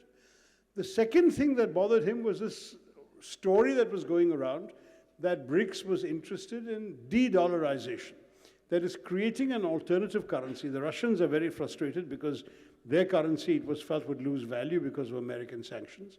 The Chinese also worry about the extent to which their currency may be dependent upon their buying American treasury bonds and so on. So there was some talk, particularly in those two countries, why don't we create an alternative currency in which international trade can take place? So you create a BRICS rupee or whatever, and you then buy and trade with each other in the BRICS rupee rather than in US dollars. Right now, for example, many international commodities are priced only in US dollars. Transactions are conducted in US dollars. So Trump, being the good American chauvinist, said, I don't want my dollar being weakened by people creating another currency. So he said, if anyone tries to do that, we'll slap tariffs on you and we'll go to economic war with you. Again, you know, frankly, this is not a realistic prospect in the course of Mr. Trump's term of the next 4 years. De-dollarization may or may not be a worthwhile prospect in the long term, but it's not happening tomorrow or day after. There aren't the elements for creating an alternative currency, and there won't be the acceptability amongst enough countries for this to happen. It took a long time for the US dollar to supplant the gold as the standard. And eventually, one day, yes, the US dollar may well be supplanted, but it's not now, and it's not in Mr. Trump's lifetime, so he shouldn't worry so much. Thank you all very much. I'm really sorry, but I have to move on. It's been great to be here. Thank you. Sir, one more last question I would like to ask. Sir, here. One last question. All right. In the interest of gender balance, let's have a second girl for the two boys. Okay. Sir, in your speech, you mentioned Jugaad is the new creative way to this lifestyle. So what Jugaad would you suggest to these young professionals in maintaining work-life balance in this competitive corporate world? Simplest Jugaad is switch off your phone so your bosses can't call you at midnight. But I am, of course, joking because I'm sorry, I actually went and visited the parents of this young girl who at the age of 26 died of a heart attack at her desk on her first job because of this ridiculous stress to which she was put. Her father was telling me how she would literally have to work every day till midnight. She would come home at midnight and get a call, more nights than not, saying, I want to report on my desk by 6 a.m. tomorrow. And when she said, I'm exhausted and so on, they would say, sorry, we all work at night, which was probably not true anyway, but the youngsters were being exploited ruthlessly. And this girl started developing heart palpitations and so on. She was a fit girl. She was a hiker and a kayaker and so on, so nothing to do with her having had previous ill health. But it was sheer stress and overwork that did this. So I have written to the Minister of Employment and Labour saying that we must give people the right to disconnect. There's got to be some enforcement of working hour legislation in our country. I know that young people are also ambitious and they want to impress their bosses and they'll take on unreasonable tasks forever, but there's also some human rights in this country, for God's sake. And so for the very problem that you've identified, I think we really need, first of all, to try and stand up for it in the Parliament, which I've been doing, and I've called on the Minister, reiterated my message.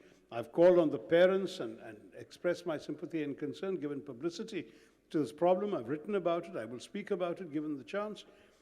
But bottom line is, you also must learn to stand up. I've had, when this girl died and I mentioned calling on the parents, I got letters from all sorts of people, including fathers and uncles and relatives of young people who are being worked to the bone right now in many companies. And these are fairly prestigious companies. So I do want to say that I think there are limits to how much can be demanded of you, and every young worker should have the right to disconnect. So I'm not totally joking when I say, after a certain hour, switch off your phone and let your boss know that you'll deal with it the next day. Thank you so much, sir. Any 3 words for first-timers' efforts today for the event? To recall the? Sir, any 3 words would you like to describe for today's event organized by First Timer? Oh, it was a wonderful evening. I really enjoyed. I'm not going to give you some long sort of sesquipedalian adjective to describe the evening. It was interesting, and I hope you weren't all too bored by my speech, but great to see you all, and good luck.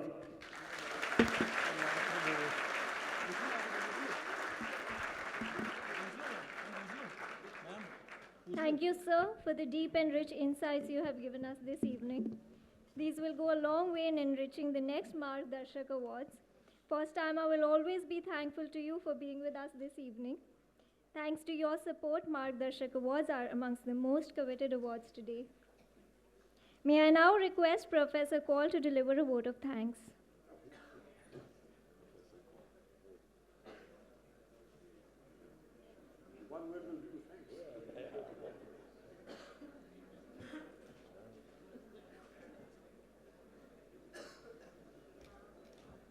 Well, I'll try and keep it short.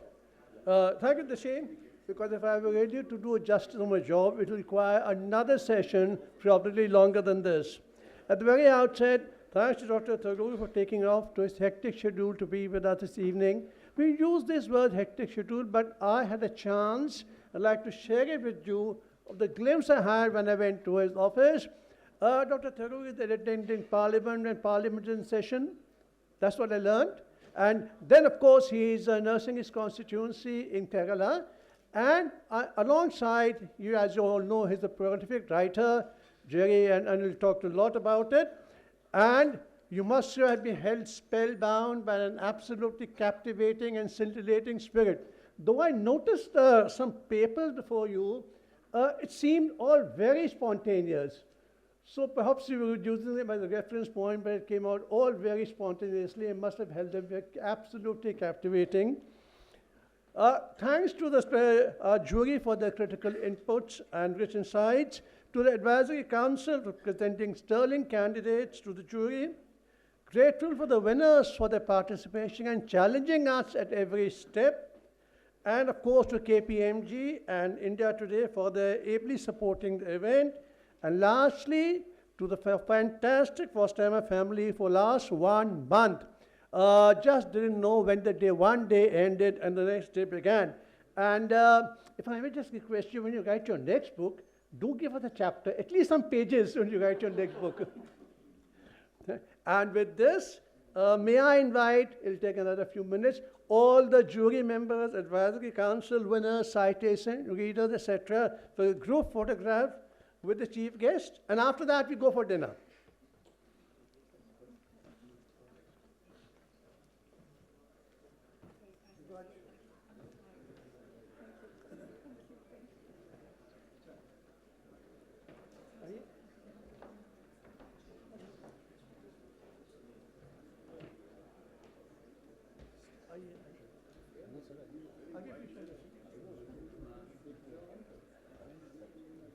Are you getting all of us? I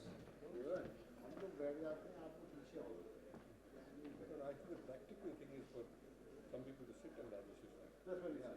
We can do that. Maybe we can stand and Speak for yourself, Ravi.